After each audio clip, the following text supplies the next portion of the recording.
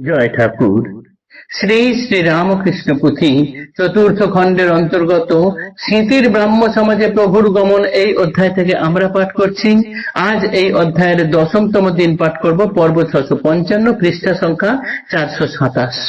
এর আগের দিনের পাঠে আমরা দেখেছি শাস্ত্রের নিগূঢ় তত্ত্বগুলো, দুর্বোধ্য শক্ত শক্ত যে ব্যাখ্যাগুলো আছে সেগুলো ঠাকুর সুন্দর সরল সহজ উপমা দিয়ে এত সুন্দরভাবে বুঝিয়ে দিতেন যে অতি কম বুদ্ধি সম্পন্ন মানুষও তার মুখ দিয়ে বলা গল্পগুলো শুনে তার জ্ঞান হয়ে যেত।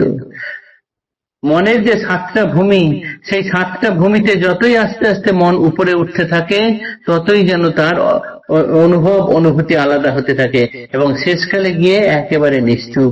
ঠিক সেরকম ঠাকুর উদাহরণ দিয়ে বোঝালেন ব্রাহ্মণদের ভোজনের কথা, উদাহরণ দিয়ে বোঝালেন গর্ভবতী মায়ের কথা। শাশুড়ি আস্তে আস্তে কাজ তার কমিয়ে যায় এবং সন্তান প্রসব হয়ে গেলে 10 মাস হয়ে গেলে তখন কোনো কাজ থাকে না, তখন শুধু সন্তান নিয়ে নাড়াচাড়া। ব্রাহ্মণদের ভোজন সমাপ্ত হয়ে গেলে, দই পড়ে গেলে তখন চুপ চুপ আওয়াজ, গলা অবধি ভরে গেলে আর কোনো আওয়াজই থাকে না, তখন একবার মনে হয় শান্তিতে ঘুম। ঠিক সেরকম সমাধিতে পৌঁছে গেলে তখন আর কাজের কোনো সম্ভব হয় না, কাজ করতে চেষ্টা করলেও আর কাজ করা যায় না। এই অবধি গতদিন পাঠ করেছিলাম, তারপরের অংশ আজ আমরা পাঠ করছি।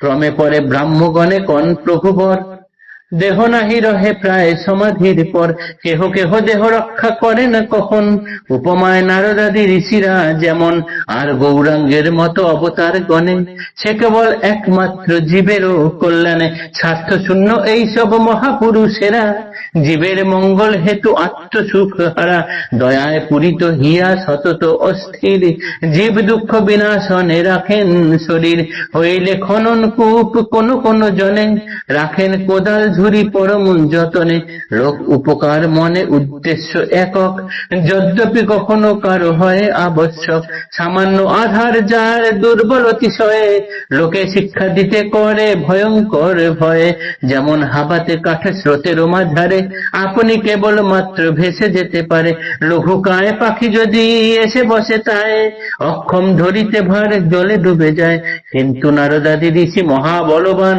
ঠিক যেন বাহাদুরি কাঠের সমান, সহজে ভাসিয়া যায় স্রোতের মাঝারে, ধরিয়া অসংখ্য প্রাণী পিঠের উপরে, চলিত প্রসঙ্গ সাঙ্গ করিয়া এখন, ব্রাহ্মগণে উপদেশে প্রভুদেব কন, সম্বোধিয়া শিবনাথে শুদ্ধ আত্মজনা, প্রার্থনায় কেন করো ঐশ্বর্য বর্ণনা, মহা ঐশ্বর্য ঈশ্বর তিনি অখিলের স্বামী, লক্ষ্মী যার পদ সেবা করেন আপনি, অনন্ত তাহার সৃষ্টি ঐশ্বর্য অপার, তিল আধ বলিবার শক্তি আছে কার, পরম আনন্দ হয় দেখিলে তাহায়, সেই সে কারণে মাত্র ভক্ত তারে চায়, কত তার ঘর বাড়ি কত ধনজন, ঐশ্বর্য গণনে নাহি কোনো প্রয়োজন, নরেন্দ্রে দেখিলে আমি সব ভুলে যাই, কার ছেলে কোথা বাড়ি কটি তার ভাই, কিবা কার্য করে বাপ কিবা তার ব্যবসা, ভ্রান্তেও কখনো কিছু না হয়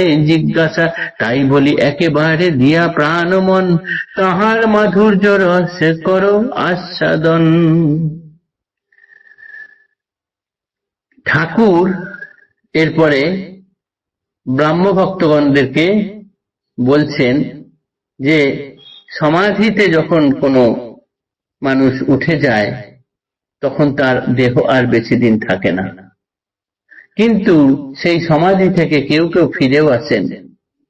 উপমা দিয়ে বলেছেন নারদাদি ঋষিরা, গৌরাঙ্গের মতো অবতার গণেরা, তারা ওই সমাধি থেকে ফিরে এসে কিছু বলতে পেরেছেন, কিন্তু তাদের আশা জীবের কল্যাণের জন্য।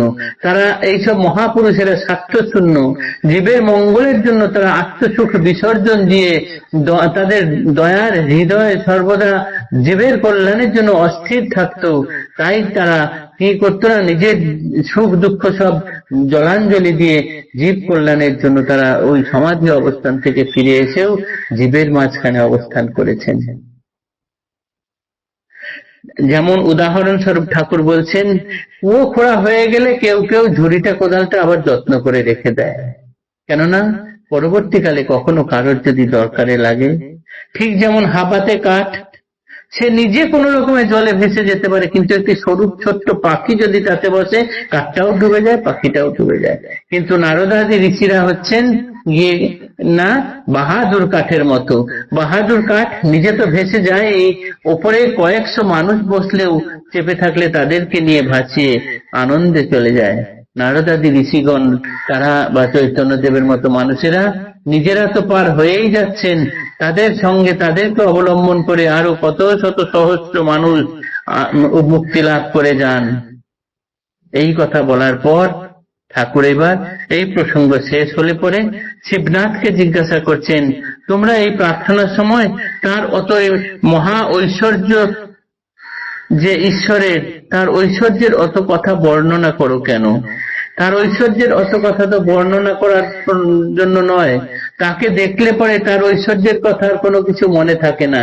নরেন যখন আমার কাছে আসে তখন আমি সব কিছু ভুলে যাই, ও কার ছেলে, তার কটা ভাই, তার বাবার নাম কি, তার বাবা কি ব্যবসা করে, এসব কখনো মনে পড়ে না, ভুলেও তার ওইসব কথা মনে পড়ে না বা তাকে জিজ্ঞাসা করি না। তাই বলি, ঠাকুর এবার বলছেন শিবনাথকে, তাই বলি একেবারে দিয়া প্রাণ মন তাহার মাধুর্য রস করো আস্বাদন, তাতেই সবকিছু পাবে। তার ঐশ্বর্য কত কিছু আছে সেইগুলো বর্ণনা করার নয়, একেবারে প্রাণ মন তাতে বিসর্জন দিয়ে, তাতে ডুবিয়ে দিয়ে তার মাধুর্য রস পান করো।